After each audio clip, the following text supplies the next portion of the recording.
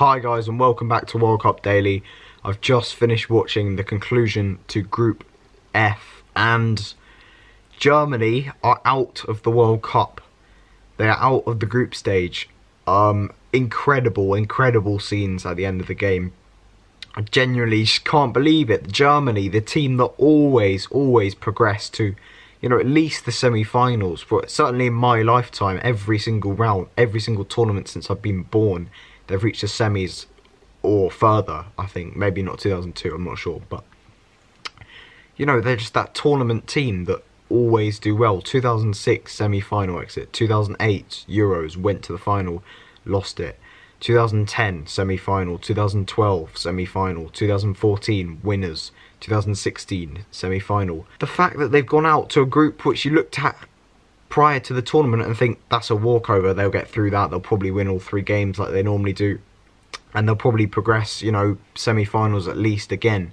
But they completely deserved to go out. They were sluggish, they had no energy, the passing was poor, little creativity, so little movement, and I just couldn't believe I was watching a Germany team. I thought everyone on their team was poor, apart from maybe Süle, one of the centre-backs who's come in mainly as the fourth choice centre back. I thought he had a decent game coming out of defence with good ball playing attributes. He was someone who did set them on attacks, but the rest of the back four and the whole squad in general was terrible in that game. Mesut Ozil, obviously as an Arsenal fan, I see him week in week out, but I thought he was really poor. He wasn't the worst of the bunch. I think he kept getting involved. He was more of one of the involved players. He created a few chances. It generally kept the ball quite well, but some of his passing was very sluggish. He lacked energy. His movement wasn't there. And that was just a theme throughout the game, especially in the first half.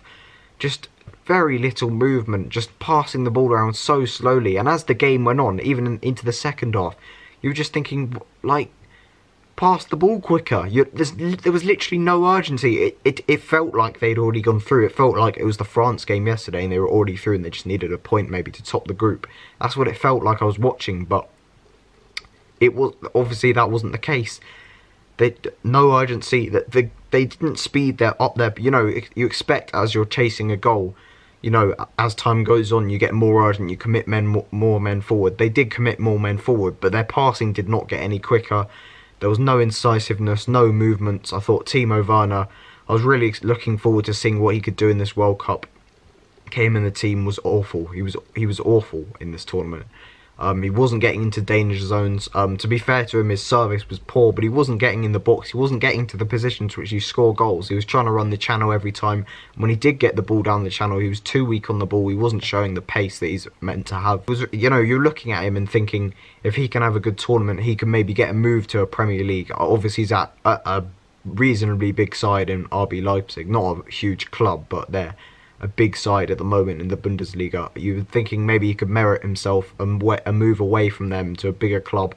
But watching that, I saw more from Artem Dzyuba, the Russia striker. I thought they were really poor. Obviously, Ozil did get on the ball at times, but he didn't create enough. And as I was saying, he did look I know he's got that sluggish style, but we do see him running quite a lot for Arsenal. We do see him running, trying to stretch the defence and try and run in behind, particularly last season when he was playing in behind Alexis Sanchez. So none of that today.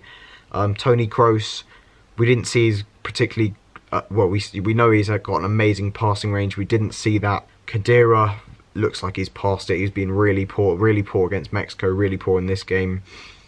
Looking into the team, Royce went missing. At least Mesut Ozil was appearing on the ball. Royce I saw nothing of. Yeah, it was a poor Germany performance. Mats Hummels, one of the best centre-backs in the world, really commanding, looked weak defensively and missed 2 or 3 very good chances that Germany did actually create. He probably had the most chances of anyone on the pitch. One in particular, brilliant ball from Ozil actually. He's got a score, but he heads it against his shoulder, or it hits his shoulder and goes out. Terrible.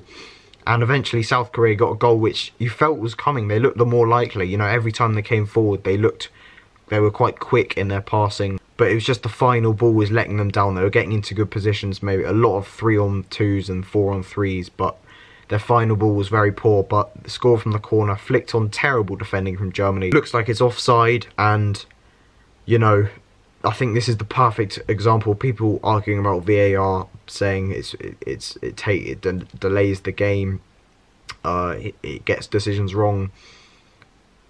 Come on, like this helped. Imagine that goal had been given as offside, and then South Korea and then Germany went and scored and gone through and knocked Mexico out. Imagine the complaints about that. This VAR has saved a decision here, and it has saved a potentially unfair and unjust situation where obviously Toni Kroos has got the final touch. It goes through to the player, he sticks it in. That VAR has helped a game here, and this is one of a few examples. It has had a few problems, but it's in the early stages, and I don't agree with the arguments on VAR at the moment. But then they got the second goal again. VAR was helped. It wasn't really as needed as much as the other one, but you could see the person was telling the referee in the earpiece, the VAR people and the assistants in the room were telling the referee that Son Heung-min was in his own half, so it couldn't have been offside. Neuer, trying to play in midfield, gives it away. Brilliant ball up to the top. Son just chases it and sticks it into the open net. 2-0. Incredible result. Incredible to see South Koreans look so happy. You know, the players, the managers, the staff, the fans, at a win that means they're still out, but you know, they've beaten Germany. They've knocked out Germany.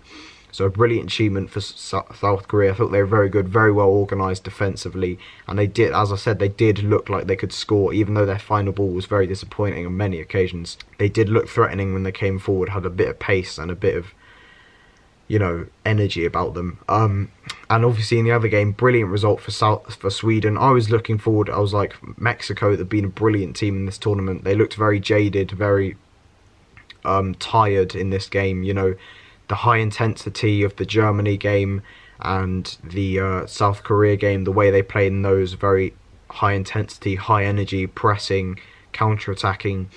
It really looked like it showed, because they looked very tired. Their manager didn't make many changes to the side, so a lot of the players looked very tired and they didn't really get going. Sweden, very good performance, very physical, powerful, very well set up defensively, got all 3 goals. Penalty, yeah, the own goal, disastrous own goal that, and then the first goal, quite a nice goal from the left back actually, good finish. But Sweden deserved it, and I was thinking, I don't want to play Mexico in the quarterfinal as an England fan. I was thinking that looks like a bad draw, but looking at Sweden, and they look like a very hard team to break down and very powerful, and look like they do have a threat going forward, so they would not be the easiest team. But you know, it could be Sweden, Switzerland, maybe we'll see Brazil knocked out, surely not, but that would be astonishing. But anyway, yeah, I'm going to leave it there. Thanks for watching the video. Subscribe to the channel if you're new, and I'll see you in the next one. I can't change, even if I tried, even if I wanted to, and I can't change. Even if I try, my love, she keeps me warm. She keeps me warm. She keeps me warm.